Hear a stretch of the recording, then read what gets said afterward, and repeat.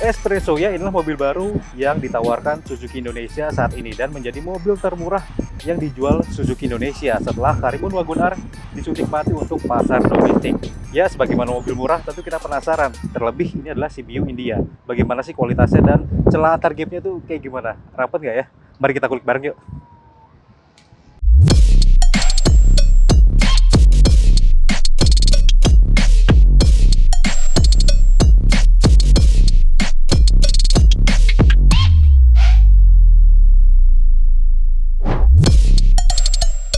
Dia meluncur di India 2019 lalu. Secara umum bentuknya unik, namun desainnya memang bukan selera orang. Butuh waktu supaya bisa terima wujudnya. Soal lampu belum pakai LED. Biar tambah sporty, banyak penyematan plastik trim hitam dari depan sampai ke belakang. Gagang pintu masih model cungkil, dan kalau lihat dari diagonal belakang, dia seperti nungging dengan jarak fender ke roda cukup jauh. Peleknya 14 inci alloy, pakai tambahan kosmetika biar lebih atraktif dan beda dari versi India. Fiturnya ada head unit 7 inci, power window, dual airbag, dan pakai rem ABS. Mesinnya pakai basis seperti Karimun K10B 1000cc 3 silinder yang menghasilkan tenaga 67 daya kuda dan torsi 90 Nm. Pertama pasti penasaran kan gimana sih pintunya kalau ditutup ngebas atau plank gitu ya. Dan oh ya, pertama sebelum kita bahas, dia ternyata memiliki bobot yang cukup ya, tapi tidak bisa dibilang enteng, juga bisa dibilang berat, enggak kok. Jadi ya nggak perlu tenaga yang effort yang gede. Dan kita lihat gimana suaranya, kita dengar maksudnya. Wow, ngebas teman-teman.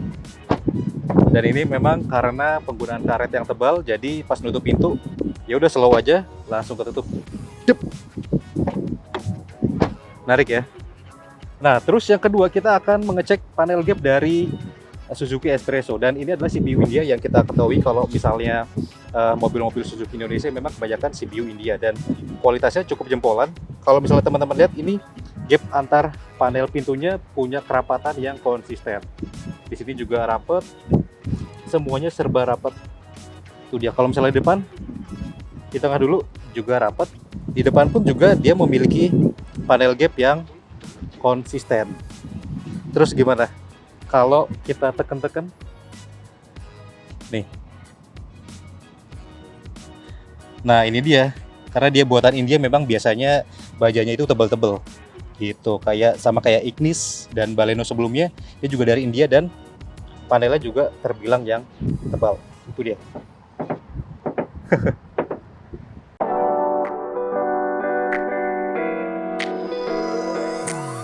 Terus juga kerapatan dari interiornya antar panel juga dia cukup solid, dan ya jangan berharap lebih karena ini mobil termurah, dia menggunakan plastik, hard plastik.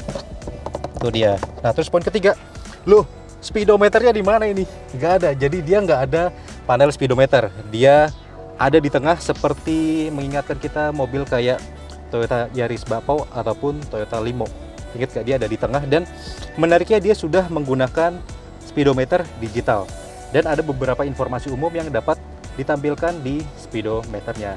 Di bawahnya juga terdapat head unit layar sentuh, dan juga ini kalau teman-teman lihat, ini adalah tombol untuk power window.